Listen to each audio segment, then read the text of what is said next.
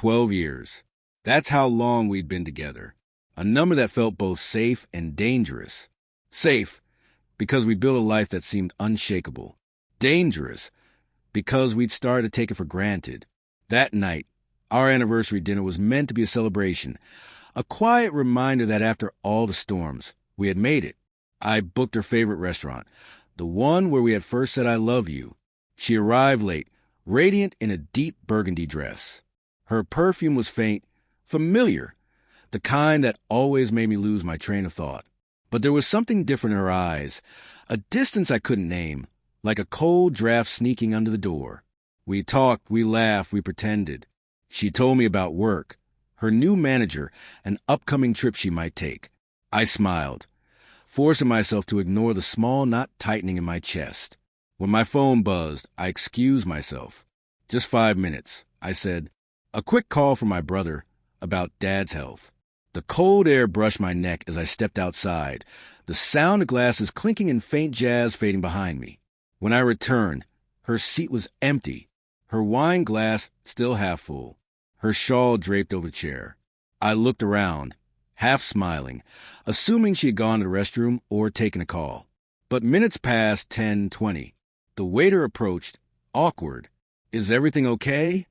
That's when I noticed her phone, lying face down on the table. Her phone. She never left it behind. Not to the kitchen, not to bed, not even a shower. I picked it up, my heart thudding harder with every second. The lock screen was off. One notification glowed faintly.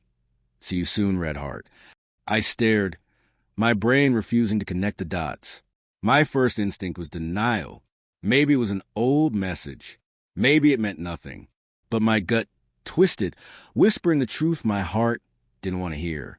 I sat frozen, staring at the empty chair like it could explain itself. 5 minutes. That's all it took for 12 years to begin unraveling. I called her name once, twice. No answer. I checked the hallway, the patio, the restroom. The hostess gave me a sympathetic look as I circled the dining area, pretending I wasn't man abandoned in front of half the restaurant. I went outside again. The night had grown colder, the kind of cold that bites through your sleeves and settles in your chest. Then I saw it, her car, parked across the street, engine running, headlights off. She sat in the passenger seat. Next to her, a man, the same one from the office Christmas party, just a friend she had insisted on. They sat close. His hand rested on her knee like it belonged there. She didn't pull away. She didn't even look guilty. They drove off before I could move. I stood there, breath clouding in the air, realizing that the moment I stepped away from that table, I had lost far more than a dinner. Back inside, my hands trembled so badly I could barely hold my wallet. The table was empty. Candles flickered, mocking me. The waiter looked at me with pity, unsure what to say. I nodded, muttered something about the check, and left without another word. The walk home was a blur, each step heavier than the last, dragging me closer to reality I wasn't ready to face. 12 years of shared mornings, late-night talks, quiet comfort, vanished in the time it took to take a phone call. At home, the apartment felt alien. Her perfume lingered faintly on the couch, her favorite book stacked neatly on the coffee table. I ran my hand along the edge of the table, where we had celebrated countless anniversaries, hoping some part of her had stayed behind. But the space was cold, empty, unyielding. I sat, letting the silence wash over me. No explanations, no apologies, just the knowledge that she had moved on while I was gone for 5 minutes. It wasn't just a betrayal that hurt. It was realizing I had been blind. I hadn't truly seen her in years, hadn't noticed the subtle shifts in her attention, the quiet distancing that had been happening while I assumed everything was fine.